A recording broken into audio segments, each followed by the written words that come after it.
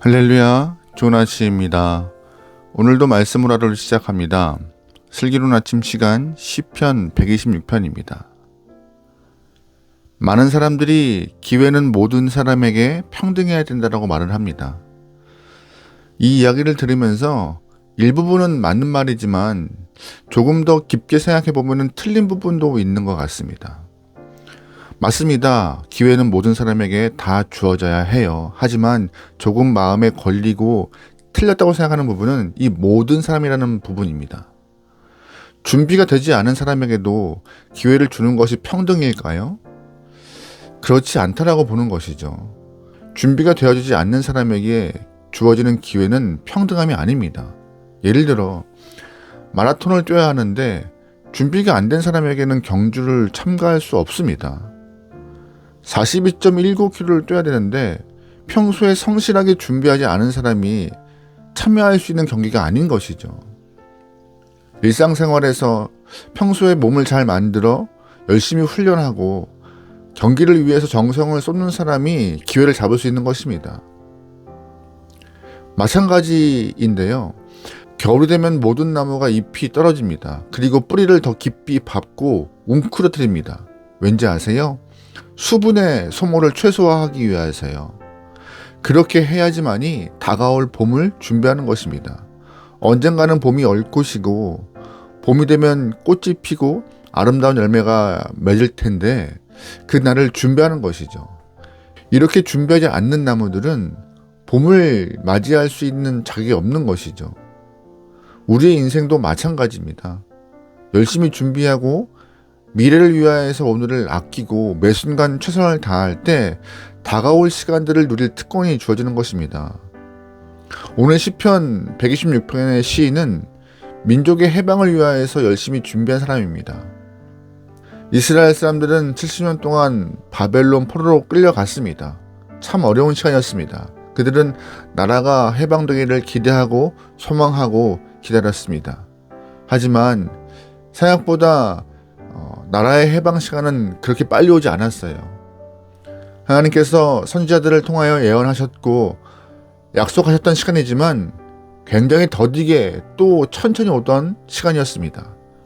하지만 시인은 그 더디 오고 참 천천히 오는 해방의 시간들을 열심히 준비했어요. 또한 그 준비한 자가 누릴 만한 특권을 갖고 있었고요. 그런데 감사하게도 열심히 준비한 시인에게 갑자기 포로귀환에 대한 놀라운 사건이 발생합니다. 1절 말씀이에요. 여호와께서 시온의 포로를 돌려보내실 때 우리는 꿈꾸는 것 같았도다. 아멘. 얼마나 갑작스러운 일이었으면 꿈꾸는 것 같다라고 표현했을까요? 열심히 준비한 시인에게도 이 포로귀환의 꿈 같은 일이 벌어진 것이에요. 행복했을 것입니다. 시인은 언제나 민족의 해방을 위하여서 열심히 준비했던 사람으로서 그가 준비하면서 영감을 받은 부분이 빗물 농부였습니다. 빗물 농부라 함은 남방 시내에서 농사를 짓는 사람들을 의미하는 뜻인데요. 4절 말씀이에요. 여호와여 우리의 포로를 남방 시내들 같이 돌려보내소서. 아멘. 남방 시내는요. 팔레스타인 제일 남쪽에 있는 네게부 지역을 말하고 있는 것인데요. 네게부 지역은 이스라엘 지역에서 가장 메마른 곳으로서 지층이 모래가 아니라 안반으로 되어 있던 곳입니다.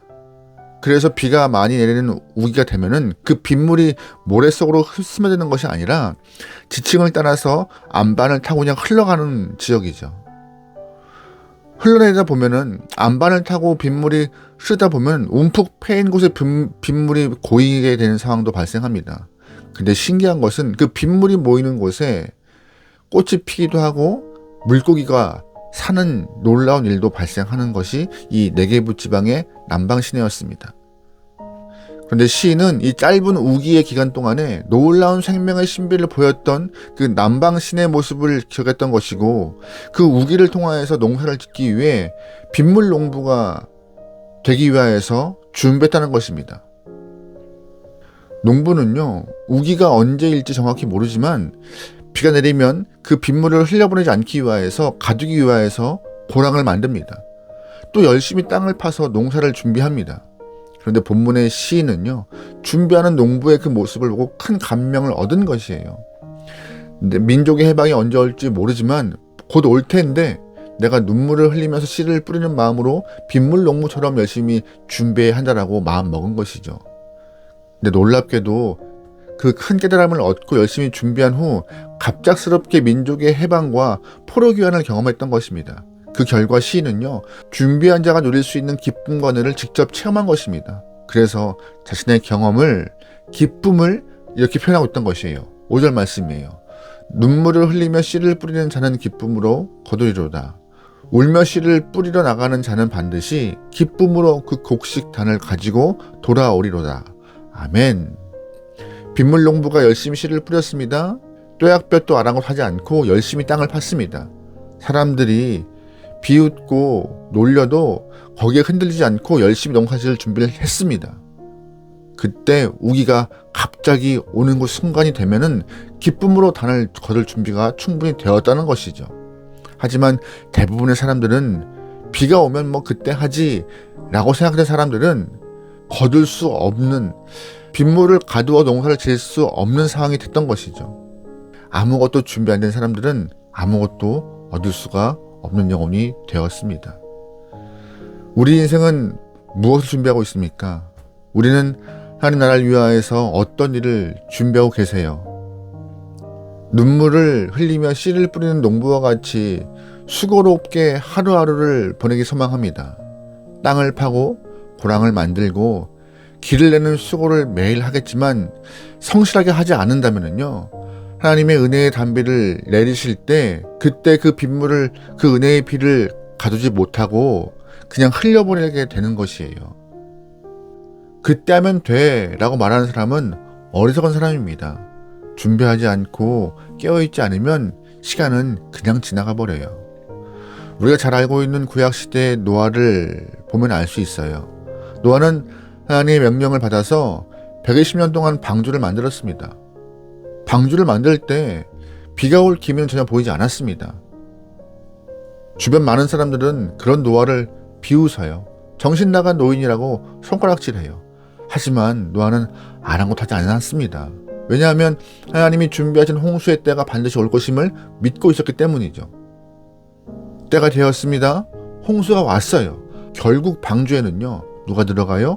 노아와 노아의 가족만 들어가서 구원을 얻은 백성이 되는 것입니다. 기회는 모든 사람에게 주어지는 것이 아닙니다. 준비된 자에게 주어지는 것이고 그들이 누리는 것입니다. 믿음으로 천국을 준비하시고 믿음으로 그 다음을 깨어서 준비할 수 있게 소망해요.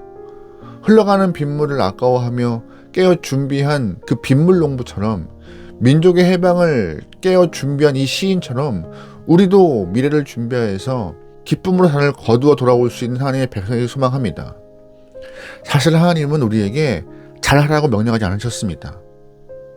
아브라함에게는 그냥 믿고 걸어가기만 하라 하셨습니다. 그러면 길을 만드시고 약속 장소로 인도하실 것이라 말씀하셨어요. 노아에게도 방주를 만들라 하셨습니다.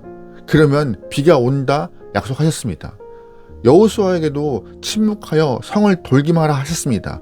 그러면 성이 무너질 거라고 하나님이 약속하신 것이죠. 우리는 잘하려는 노력보다 매일매일 지치지 않고 하나님의 약속이 이루어질 때까지 성실히 준비하는 모습, 그래서 기회를 맞이할 수 있는 그런 자세가 필요할 것입니다. 그러기에 오늘도 하나님의 약속을 신뢰하며 믿음으로 걷고 전진할 수 있는 귀한 영혼, 오늘 하루 흘려보내지 않고 하나님의 때를 맞이할 수 있는 귀한 영혼 되기를 소망합니다. 잘 준비해서 기회를 꼭 붙잡아 하나님의 은혜가 여러분 삶에 넘치기를 소망합니다. 아멘. 기도하시겠습니다. 사랑의 하나님, 오늘 우리에게 허락하신 이 하루 그저 어제와 같은 하루라 생각하여 흘려보내지 않게 원하오니 성실하게 살아 하나님이 허락하신 그 미래를 잘 준비할 수 있게 허락하소서. 허락하신 시간 잘 준비하여서 주님의 영광을 기억하며 주님을 향하여서 나아갈 수 있는 지혜로운 백성 되게 원하오니 우리의 삶을 인도하여 주시옵소서. 오늘 맡겨오며 예수님의 이름으로 기도합니다. 아멘.